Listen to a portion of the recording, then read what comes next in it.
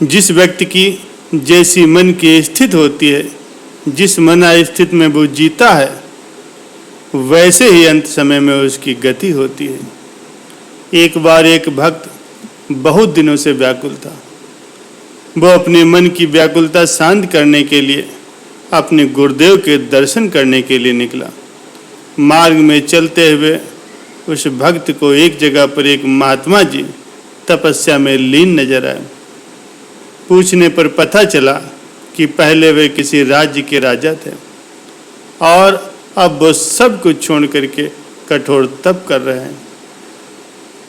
भक्त ने उन महात्मा जी को मन ही मन प्रणाम किया और अपने मार्ग पर आगे बढ़ गया।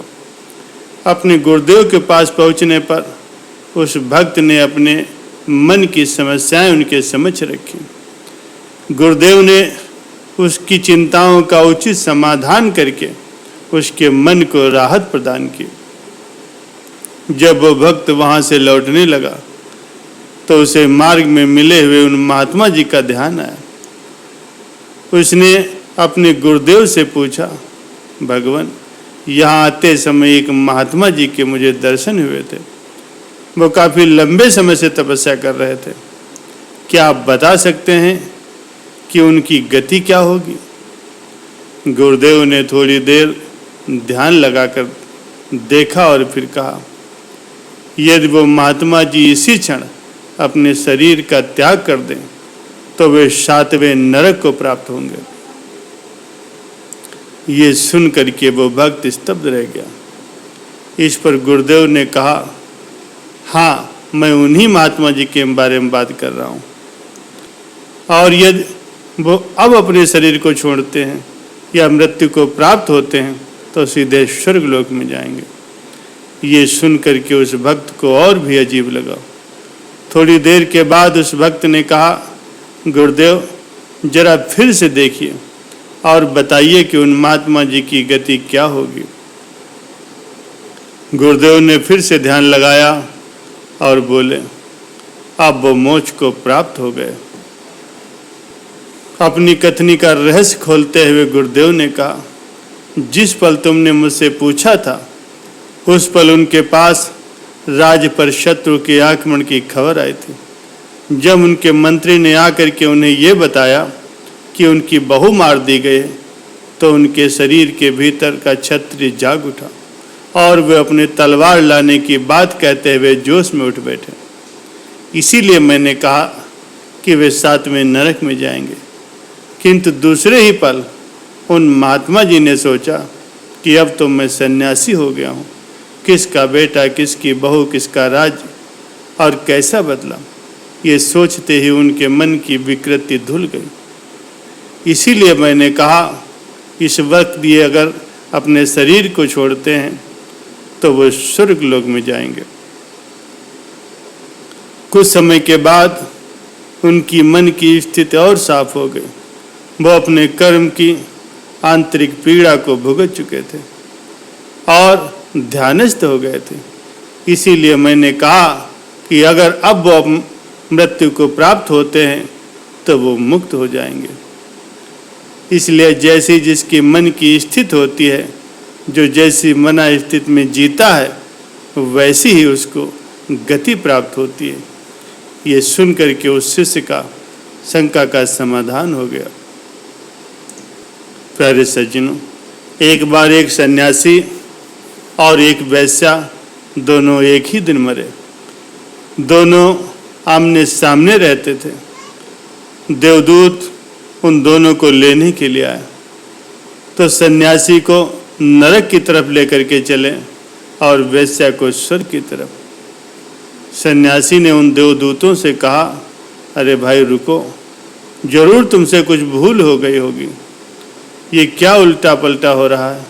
मुझ सन्यासी को नरक की तरफ ले जा रहे हो और वैश्या को स्वर्ग की तरफ। क्यों? जरूर आपके संदेश में कोई भूल चूक हुई है। संसार का इतना बड़ा काम है, भूल चूक तो हो ही सकती है। जब छोटी छोटी सरकारें भूल करती हैं तो पूरे विश्व की व्यवस्था में भूल हो जाना कोई आश्चर्य की बात नहीं है। तुम फिर से पता लगा करके आओ। शक तो उन देवदूतों को भी हुआ। उन्होंने कहा, भूल तो कभी नहीं हुई, लेकिन मामला तो साफ दिखता है कि ये वेश्या है और तुम सन्यासी। वो फिर से गए और यमराज जी से पूछताछ की, तो वहां से कहा गया कि कोई भूल चूक नहीं है, जो होना था वही हुआ। वेश्या को स्वर्ग में ले आओ और सन्यासी को नरक में डाल दो, और अगर ज़्यादा ही जिद करें तो उसे समझा देना कि इसका कारण ये है। उस सन्यासी ने जिद की तो देवताओं को कारण बताना पड़ा। उसका कारण ये था कि सन्यासी रहता तो मंदिर में था, लेकिन सोचता सदा वेश्या के बारे में रहता था। वह भगवान की पूजा तो करता था, आरती भी उतारता था, लेकिन मन में प्रतिमा वेश्या की होती थी।